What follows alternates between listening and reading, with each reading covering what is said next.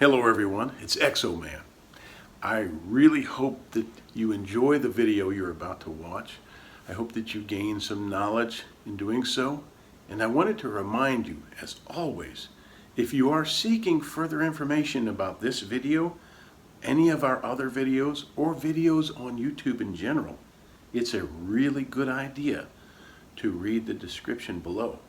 Oftentimes, more information, links to more information, discussion about topics will be contained in the description, and often those descriptions are edited over time. Yes, they can change over time. So say 20 people watch this video and have the same question. We may choose to simply answer the question one time and put it in the description below. All right, so be sure to remember this, and thank you so much. I hope you enjoy the video. Hello everyone, it's Exo Man and Farm Girl. Hi everyone. And today we are fortunate enough to be joined by our generous and gracious neighbor, Cheri. Hey everybody. Cheri is a licensed hospice nurse, and she has agreed to help us with some understanding of the whole death and dying process and hospice care. Yes. So yes. We have some questions, and we know we grilled her the other day. Yeah. Lots of great information. Yeah. So I guess let's start by asking you what a hospice nurse is and how you came to be a hospice nurse. What does it take, etc.? Good question. My hospice journey actually started in 1996, I want to say, when my dad had pancreatic cancer. Oh. And the hospice nurse that came and took care of him got him comfortable, and then she focused on us to get us comfortable and to help us accept the fact that Daddy wasn't going to be there much longer. And she and I just really connected, and I just made up my mind that if I ever was able to give back, that's what I wanted to do. So you entered the profession for all the right reasons, it sounds like. Exactly. Yeah. I entered the profession to help families and patients to accept their terminal diagnosis, because in order to qualify for hospice, you have to have a terminal diagnosis, and to accept that and to come to some kind of terms with the fact that your loved one is not going to be here much longer, and to keep them comfortable for the end of the time they have left. That I have been for many years woefully ignorant of the whole hospice environment and profession. Like what exactly? Tell us exactly what, if someone knows nothing of hospice, what is hospice? Where does it occur? Who pays for it, etc.? Okay, everyone that has any kind of insurance has a hospice benefit. Medicare has a hospice benefit, Medicaid, commercial insurance, veterans, all of them have a hospice benefit. But if you do not have insurance of any kind, we still take care of you. We still provide the same level of care, the same quality of care as we would with someone that was fully insured. I see. So we do not discriminate against anyone having hospice is for everyone that has a terminal illness. Hospice, we take care of the patient where they are. If they're in a facility, if they're at home. I even had a gentleman in Washington that I took care of in a camper. Wow. Yeah. So if I have no money, you'll come to my camper, a hospice nurse. I could see that happen. And is it funded by donations? Like we do have donations. A lot of families, when it's all said and done, whatever hospice agency has taken care of you, the family will ask that neighbors, friends, relatives make donations to that hospice. And it sets up a foundation that, we can do a lot of things with that. It's not just for the hospice patients, it's for even employees of So is the there, hospice. but is there, I think what Jen was asking, is there a general fund? Is there a .com that people go to give money in general, or no, it's not? I think you can go, not a general fund, you can go to a particular agency and do that. I see. Yeah.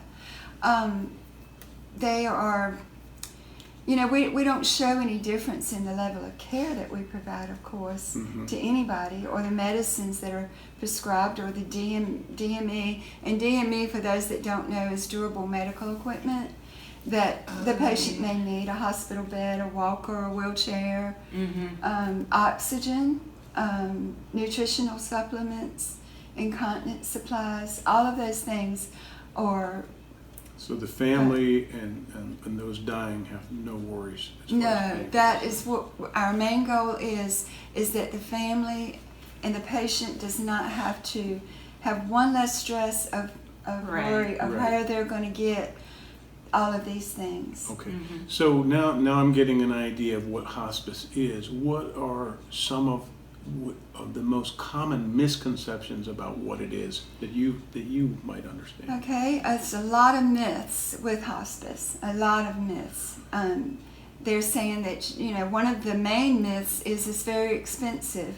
No, it's not. I've just explained all that. Okay. Yeah. It's not expensive at all. Are there for the people family. dying without hospice who could have absolutely. Absolutely. It happens all the time. That's why we want to have these questions answered. Yes, it's it very important to happens know. all the time.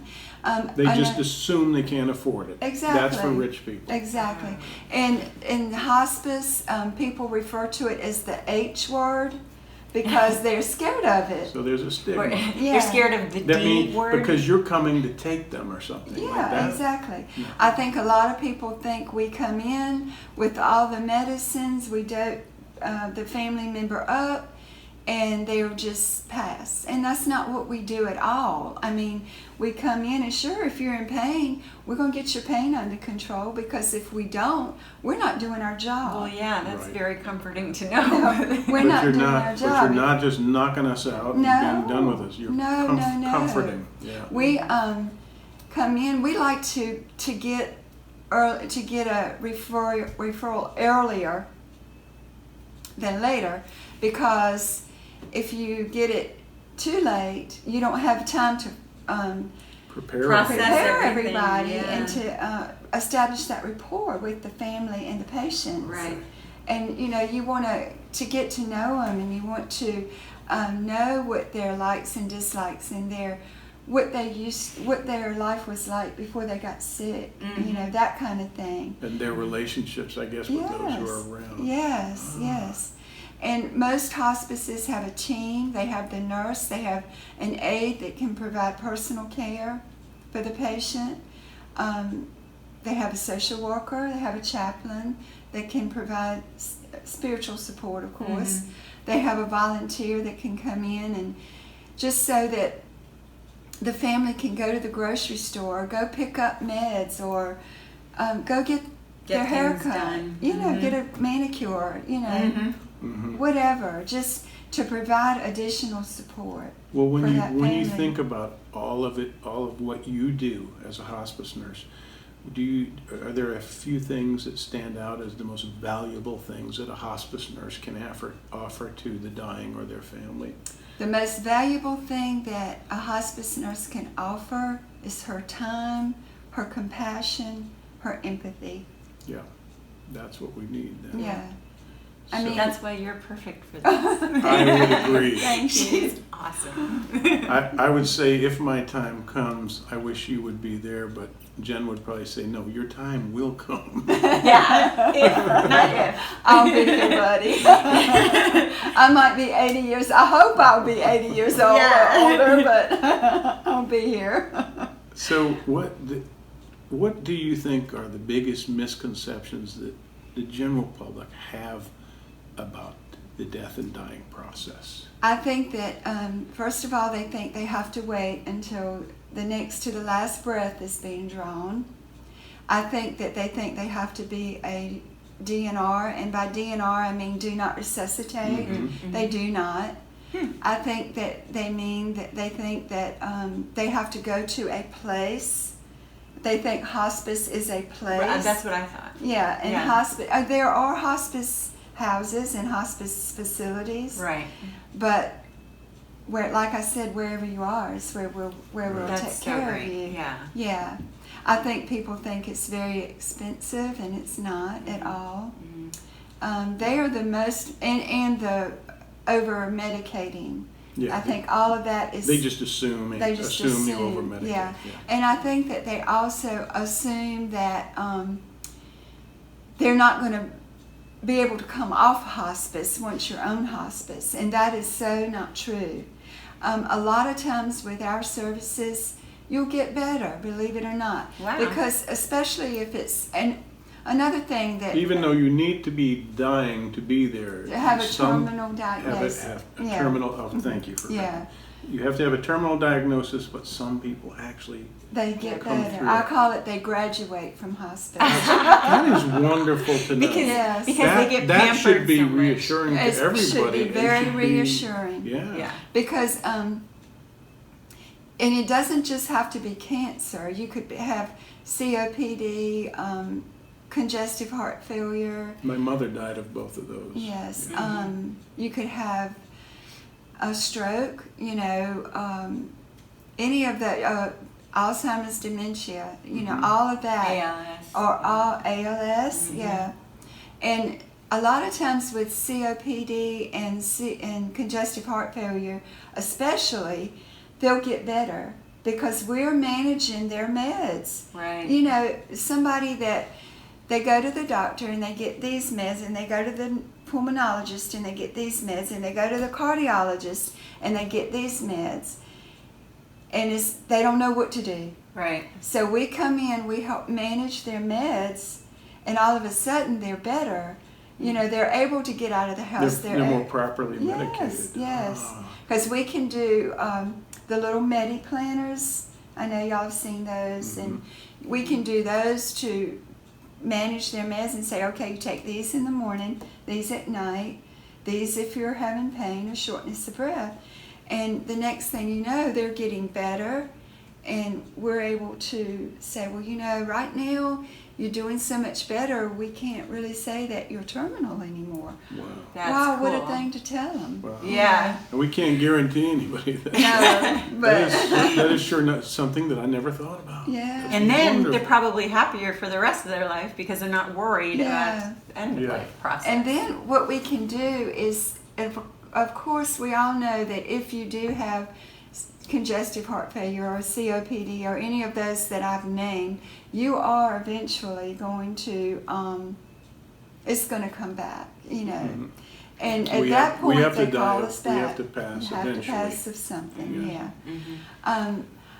One little story I'll tell, I had a patient that had brain cancer, and he got better.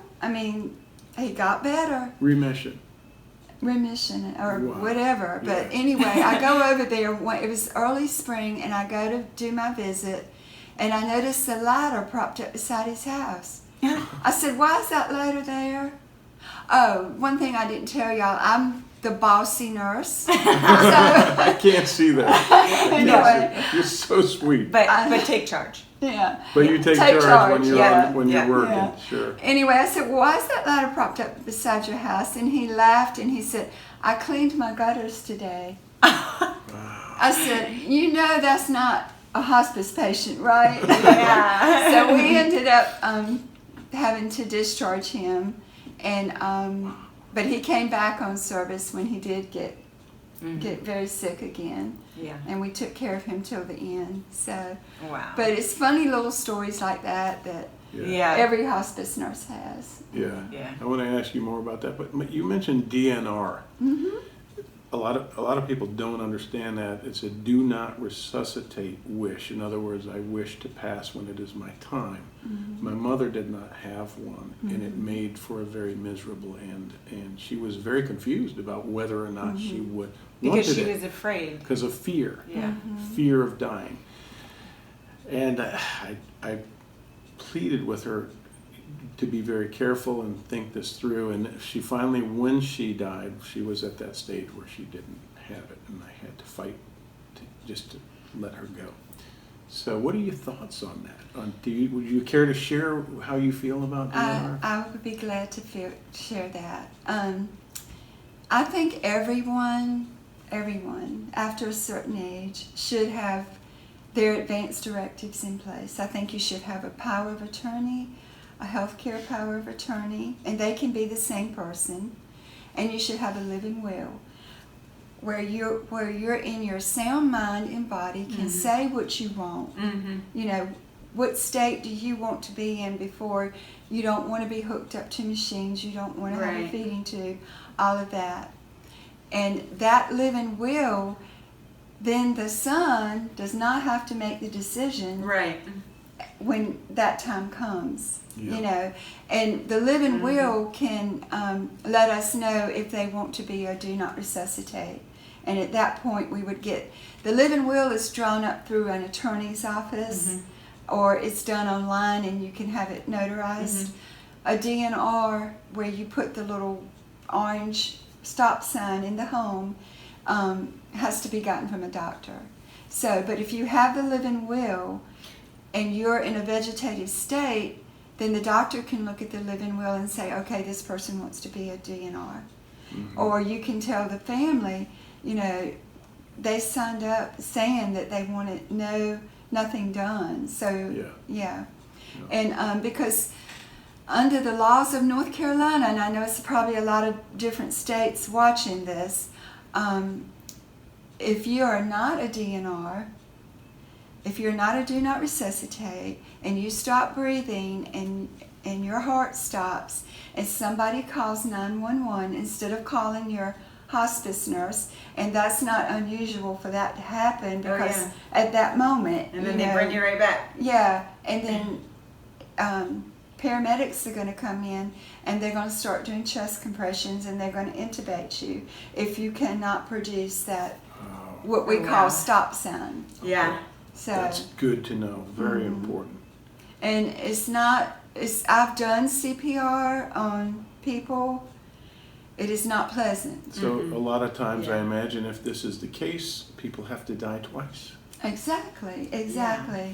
And if a person, the only time a medical person is going to do CPR on a person is if they have assessed and you don't have a pulse. Okay, so they're going to bring you back. They're going to bring you back with a pulse, but you only have like a 8% chance of surviving. And if you've been laying there for 20 minutes with no oxygen to your brain, you know, it's a worse state. It's a worse scenario. scenario. And then you pass. That's awful. But you nailed it when you said you have to die twice. Yeah. You did. Yeah, man.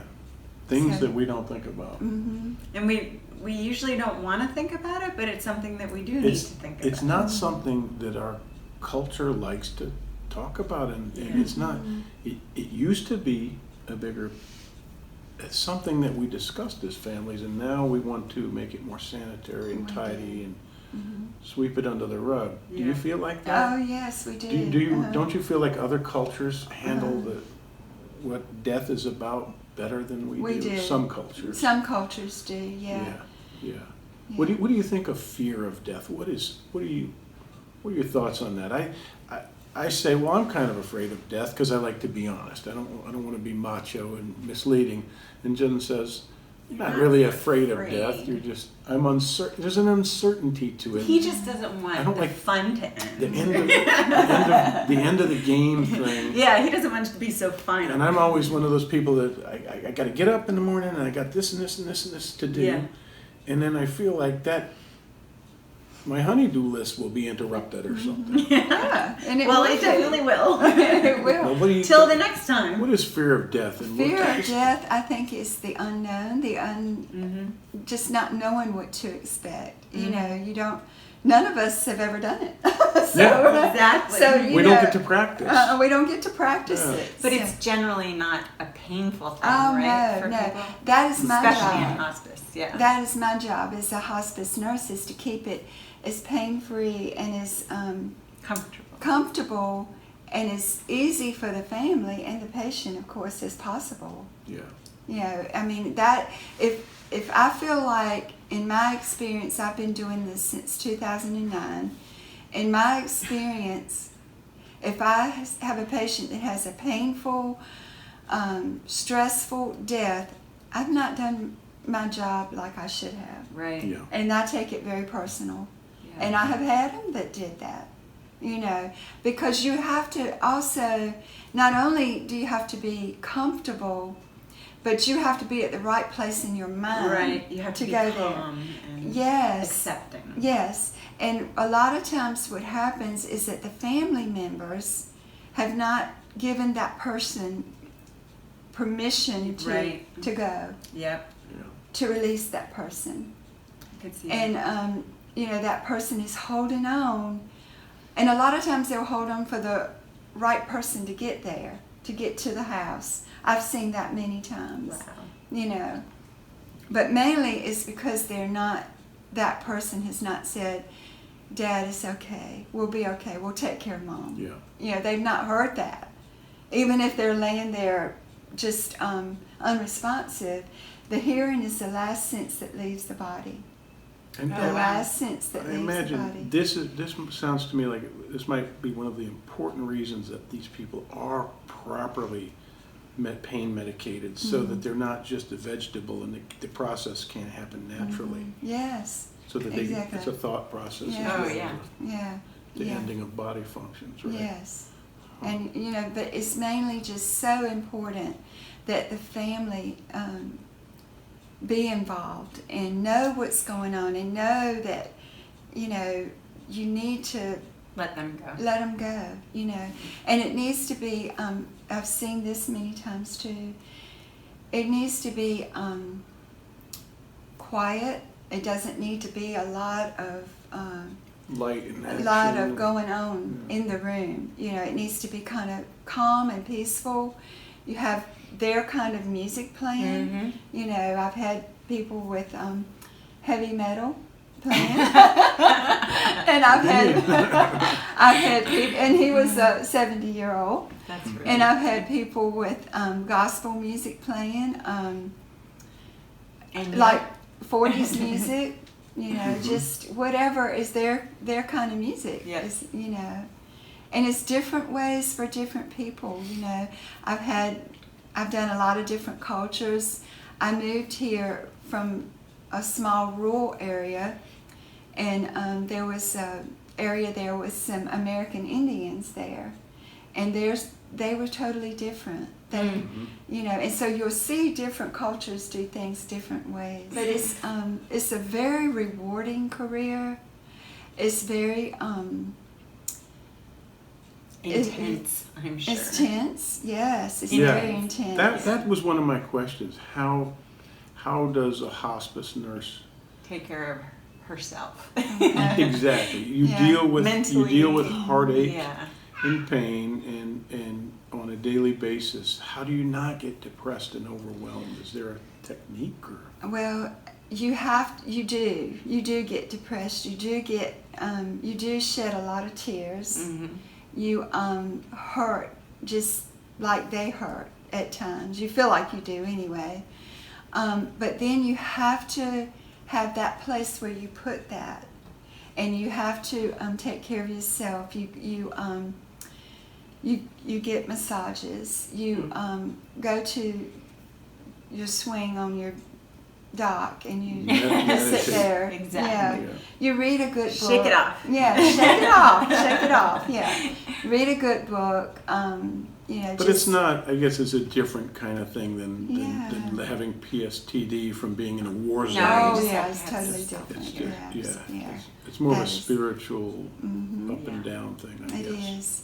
It is, and it's very, as I said, it's very rewarding because, you know, you can see, like if you get them early enough, you can see how they are accepting of you, and you can see where the families are beginning to accept what's happening. Mm-hmm. And you know, I've even had families say, I don't want this to go on much longer, you know, Oh, yeah. because they'll get to the point where they're not eating, they're not drinking, and that's hard No for the quality of families. life. Yeah. Yeah, it's hard to watch. And so we're more focused on the quality at the end of life versus the quantity. The quantity of Yes, life. yes.